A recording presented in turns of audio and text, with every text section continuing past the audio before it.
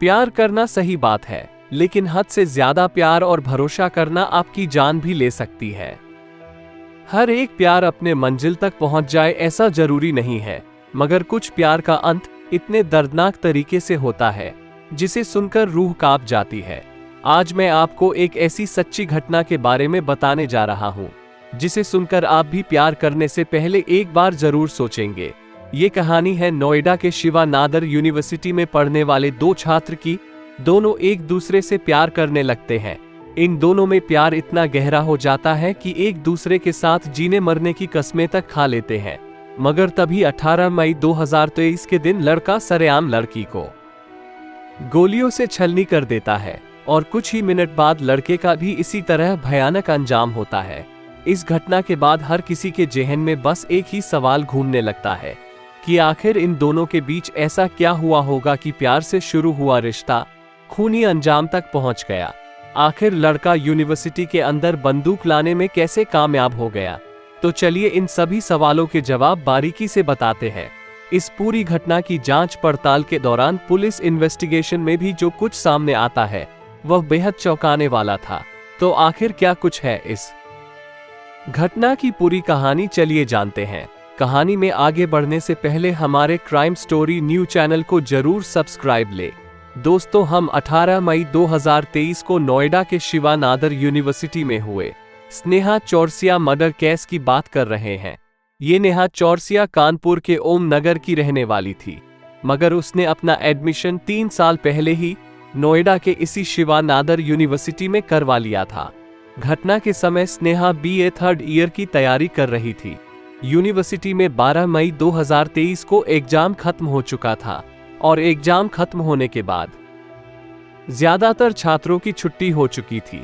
सभी छात्र अपने अपने घर लौट चुके थे, मगर स्नेहा समेत कुछ छात्र अभी भी यूनिवर्सिटी के अंदर मौजूद थे, क्योंकि 26 मई को यूनिवर्सिटी में दीक्षांत समारोह का आयोजन होने वाला था। इसी समारोह की तैयारी के लिए छात्र अपने मर्जी से यहाँ रुक गए थे।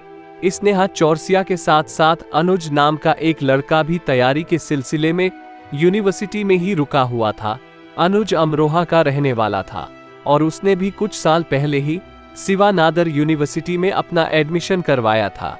वो भी नेहा की तरह ही BA 3rd ईयर का तैयारी कर रहा था। दोनों ही सोशियोलॉजी विषय के साथ अपनी ग्रेजुएशन पूरी कर रहे थे।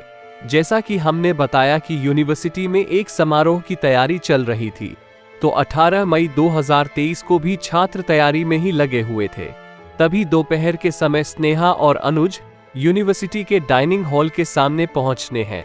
यहाँ पर दोनों एक दूसरे को देखते ही गले मिलने लगते हैं और बातचीत शुरू कर देते हैं। अभी बातचीत शुरू हुई ही थी कि दोनों की आपस में थोड़ी बहुत बहस होने लगती है।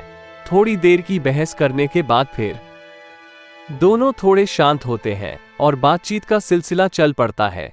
इसी बातचीत के दौरान अनुज स्नेहा चौरसिया को गले लगता है। गले लगाने के अगले ही कुछ सेकंड में शिवा नादर यूनिवर्सिटी का कैंपस गोलियों की तादाद से पूरा यूनिवर्सिटी गूंज उठता है। जब लोगों का ध्यान दोनों की तरफ जाता है तो लोग देखते हैं कि अभी अनुज ने स्नेहा को गले से लगाया हुआ था और उसके हाथ में बंदूक है, और अभी चंद सेकंड पहले ही स्नेहा अनुज की बाहों में थी। अब वो खून से लटपट जमीन पर पड़ी हुई है। अभी लोग कुछ समझ पाते उससे पहले ही बड़े आराम से अनुज हाथों में बंदूक लहराते हुए अपना बैग लेकर वहां से निकल जाता है। ये सब कुछ इतनी तेजी से होता है कि कोई भी अनुज को रोकने की हिम्मत नहीं कर पाता है, और स्नेहा की हत्या करने के बाद बड़े ही आराम से अनुज उस जगह से फरार हो जाता है। अब लोग भागते हुए जमीन पर गिरी नेहा तक आते हैं। लोग देखते हैं कि स्नेहा को पेट और बगल में 2 गोलियां लगी हुई हैं। वहां पर मौजूद लोग तुरंत स्नेहा को अस्पताल ले जाते हैं, मगर अस्पताल ले जाते ही स्नेहा को मृत घोषित कर दिया जाता है। अभी यह सब कुछ चल ही रहा था कि कुछ ही मिनट के बाद इसी शिवा नादर यूनिवर्सिटी के बॉयज हॉस्टल के रूम नंबर 327 से गोली चलने की आवाज सुनाई देती है। लोग 327 रूम नंबर की तरफ भागते हैं, मगर देखते हैं कि कमरे का दरवाजा अंदर से बंद है। तुरंत ही पुलिस प्रशासन को गोली चलने की और इस हत्या की जानकारी दी जाती है।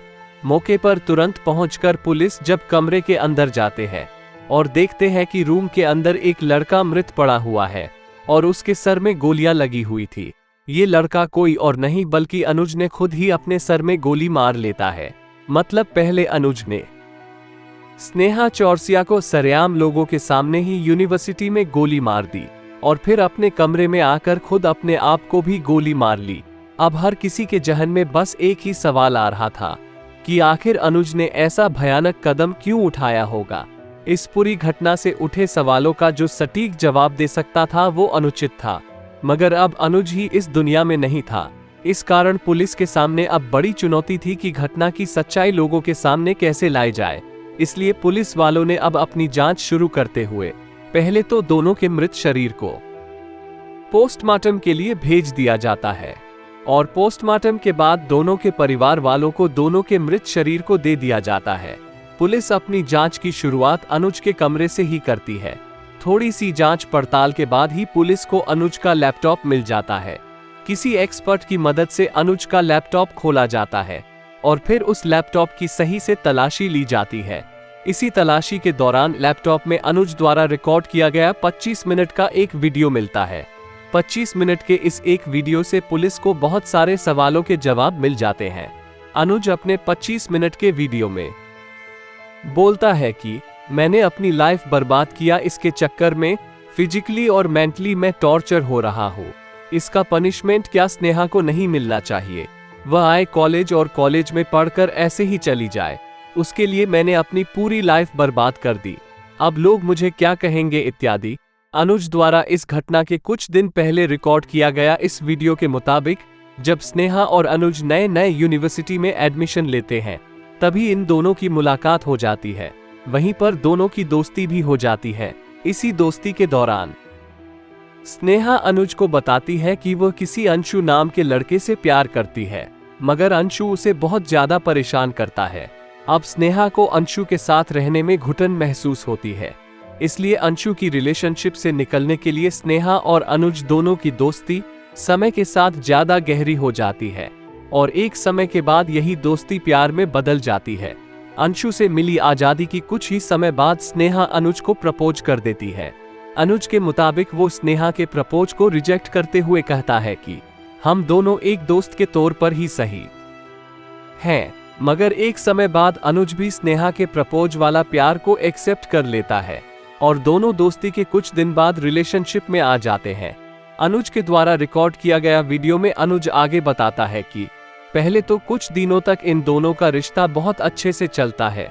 दोनों एक दूसरे को जान से भी ज्यादा प्यार करने लगते हैं और बीतते समय के साथ साथ स्नेहा का बर्ताव बदलने लगता है और धीरे धीरे इन दोनों के बीच बहुत ज्यादा लड़ाइयाँ होने लगती हैं।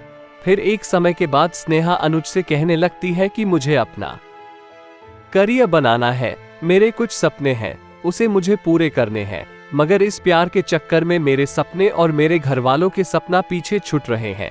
इसलिए मैं इस रिश्ते को खत्म करना चाहती हूँ और अपना पूरा ध्यान और दिमाग पढ़ाई पर लगाना चाहती हूँ। मैं नहीं चाहती कि मेरी इस उठाए गए कदम के वजह से मेरी पूरी लाइफ खराब हो।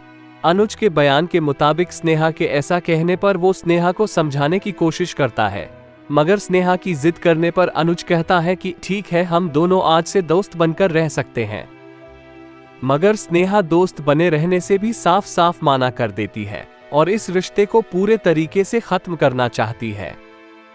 अनुज आगे बताता है कि वह कुछ समय तक तो यही समझता रहता है कि स्नेहा ने अपने करियर पर ध्यान देने के लिए इस रिश्ते को खत्म किया है, मगर एक दिन अनुज स्नेहा का लैपटॉप हैक कर लेता है और उसके व्हाट्सएप चैट से लेकर कई सीक्रेट मैसेज पढ़ लेता है, जिससे पता चलता है कि वास्तव में अब स्नेहा किसी आशुतोष पांडे नाम के लड़के के साथ रिलेशनशिप में आ गई है। इसलिए उसने अनुज से रिश्ता खत्म किया था। जब अनुज को पता चलता है कि उसने दूसरे लड़के के लिए उसे छोड़ा है तो वह अंदर से टूट जाता है और इसी दिन से तय कर लेता है कि स्नेहा ने उसे किसी दूसरे लड़के के लिए मुझे धोखा दिया है और इसकी सजा मैं उसे जरूर दे के रहूंगा। इसी के बाद अनुज मौके की तलाश में लगा रहता है और फाइनली अनुज 18 मई 2023 के दिन मौका मिलते ही पहले तो स्नेहा को गले लगता है और फिर थोड़ी सी नाटक करने के बाद उसके पेट में और साइड में गोली मार देता है। कुछ समय बाद वह अपने हॉस्टल के कमरे में जाकर खुद को भी गोली मारकर आत्महत्या कर लेता है। अनुज ने जो कुछ वीडियो में कहा था उसमें कितनी सच्चाई है, इस बात को समझने के लिए पुलिस वालों ने अपनी जांच पड़ताल आगे की ओर बढ़ाती है तो कुछ और खुलासे होते हैं। पुलिस की जांच पड़ताल जब आगे बढ़ती है तो अनुज के दाव से उल्टा एक नई सबूत सामने आती है। आगे की जांच के मुताबिक ये सच था कि अनुज और स्नेहा में दोस्ती हुई थी, मगर एक समय बाद अनुज ने स्नेहा को बहुत ज्यादा परेशान करना शुरू कर दिया था। स्थिति इतनी बिगड़ जाती है कि मार्च 2023 में आधिकारिक तौर पर ईमेल के द्वारा यूनिवर्सिटी प्रशासन के सामने स्नेहा अनुज की शिकायत करते हुए कहती है कि अनुज मुझे परेशान और मुझे टॉर्चर कर रहा है। स्नेहा की इस शिकायत के बाद अनुज और स्नेहा की काउंसलिंग यूनिवर्सिटी प्रशासन की ओर से कार्रवाई की जाती है। इसके अलावा यूनिवर्सिटी की ओर से साफ साफ मना किया जाता है कि दोनों आज के बाद एक दूसरे से यूनिवर्सिटी के अंदर ना मुलाकात करेंगे और ना ही बात करेंगे, मगर दोनों यूनिवर्सिटी प्रशासन के इस आदेश को लंबे समय तक नहीं मानते हैं और अपना मिलना जुलना तथा बातचीत करना जारी रखते हैं। जब इसके बारे में दूसरे छात्रों से भी बातचीत की जाती है तो कई छात्र गवाही देते हैं कि वास्तव में अनुज स्नेहा के पीछे पड़ा हुआ था। इस कारण स्नेहा बहुत ज्यादा परेशान रहने लगी थी, तभी उसने यूनिवर्सिटी में अनुज की शिकायत की थी। मगर यूनिवर्सिटी से स्नेहा ने यह भी रिक्वेस्ट की थी कि अनुज के खिलाफ कोई सख्त कार्यवाही ना की जाए, बल्कि उसे चेतावनी देकर समझाया जाए। स्नेहा की हत्या के बाद स्नेहा के परिवार वाले यूनिवर्सिटी प्रशासन पर आरोप लगाने लगते हैं कि अगर यूनिवर्सिटी प्रशासन ने समय पर कार्यवाही की होती तो आज मेरी बेटी जिंदा होती, मगर यूनिवर्सिटी की ओर से सफाई दी जाती है कि स्नेहा ने किसी भी तरह की सख्त कार्रवाई करने से मना कर दिया था। इस कारण यूनिवर्सिटी ने अनुज के खिलाफ कोई सख्त कार्यवाही नहीं की थी। यूनिवर्सिटी द्वारा जारी इस बयान से स्नेहा की माता पिता संतुष्ट नहीं होते हैं और वह यूनिवर्सिटी प्रशासन पर कार्यवाही की मांग करने लगते हैं। इसी के बाद पुलिस वाले अपनी जांच पड़ताल पूरी करने के बाद स्नेहा चौरसिया के पिता राजकुमार चौरसिया के बयान पर अनुज कुमार यूनिवर्सिटी के कर्मचारी आशुतोष पांडेकरण और स्नेहा चौरसिया के एक्स बॉयफ्रेंड अंशु के खिलाफ धारा 302 और धारा 120 के तहत मामला दर्ज कर लेते हैं। इस मामले में यूनिवर्सिटी प्रशासन पर भी एफआईआर दर्ज कर लिया जाता है। फिर एफआईआर दर्ज करने के अलावा पुलिस इस सवाल के जवाब की तलाश में भी लग जाती है कि आखिर अनुज को बंदूक कहां से मिली थी। बहुत जल्दी पुलिस को इस सवाल का जवाब भी मिल जाता है। दरअसल अनुज के बैंक ट्रांजैक्शन से खुलासा होता है कि अनुज ने अप्रैल महीने में एक आदमी को 2 बार ऑनलाइन पैसे भेजे थे। जब पुलिस उस आदमी के बारे में जानकारी इकट्ठा करती है तो पता चलता है कि अनुज के पैसे के लेन देन के बाद अनुज को पिस्टल उपलब्ध करने के आरोप में भी 3 लोगों को गिरफ्तार करते हुए उन पर भी केस दर्ज कर ली जाती है। तो पुलिस ने विभिन्न गवाहों और सबूतों के साथ यूनिवर्सिटी प्रशासन समेत 5 लोगों पर केस दर्ज करती है और अपनी जांच पड़ताल आगे बढ़ा देती है। जांच में जो कुछ भी आए, मगर सच्चाई तो यही है कि शायद शक और गलतफहमी के कारण 2 हंसते खेलते परिवारों को कभी ना मिटने वाला गहरा दर्द दे दिया। दोस्तों, इस केस के बारे में आप क्या राय देना चाहेंगे, कमेंट बॉक्स में जरूर बताएं।